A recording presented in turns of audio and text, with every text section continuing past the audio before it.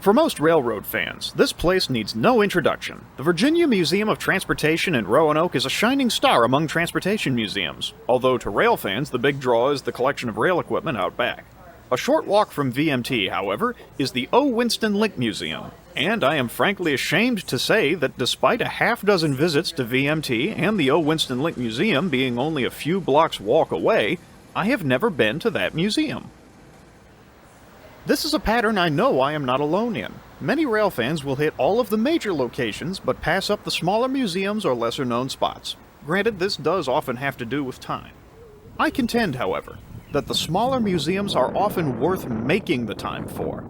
Allow me to give a couple examples of experiences I have had at some smaller or lesser-known museums, and why I encourage you also to visit the small museum.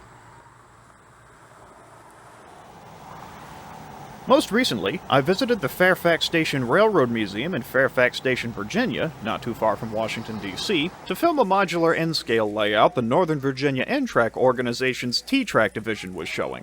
The museum itself impressed me.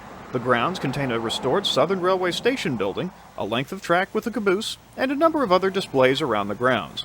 The station itself is wonderfully done, and most everything is well labeled and explained. The old freight room has many artifacts well laid out and explains the history of several local railroad companies. The volunteers who run the museum are also very friendly and eager to answer any questions you may have.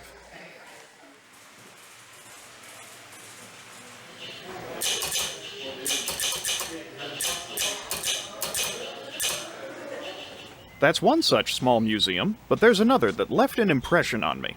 It was a place I stumbled upon by accident. About 10 years ago, in my late high school years, I found myself going with the family to a park in Maryland for one of my sister's softball games. Another railfan friend of mine tagged along. As the game proceeded, we heard the unmistakable sound of screaming wheel flanges coming from a forest near the field.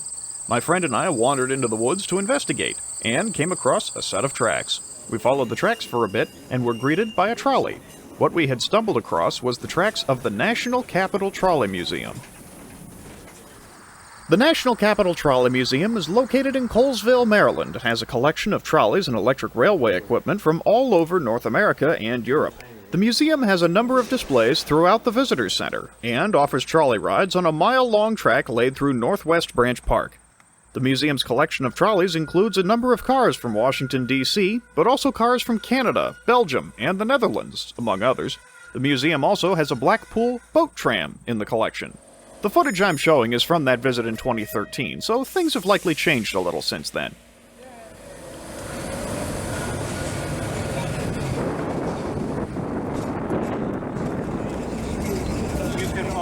You basically go where you coast.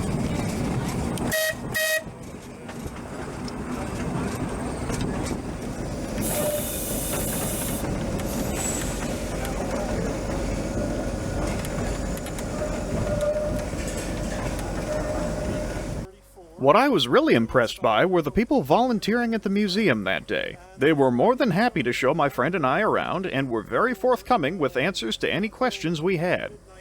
Some even beyond that. There's one more of this type, thank you, currently in San Francisco, but I'm not sure if it's operational at the moment. Certainly not in this beautiful wooded environment. It always amazes me that of all places in England, they designed an open streetcar, because of course it rains quite a bit in England, but I guess the British are tough, they don't care. This is where the small museums shine. At the small museum, you find people who are passionate about the story they are there to tell, and who have the ability to show you around in ways that staff at larger museums simply do not have the time to. Don't get me wrong, the people who staff or volunteer at larger museums usually are just as passionate. The more intimate setting of the smaller museums, however, offers a very different experience, a very worthwhile experience.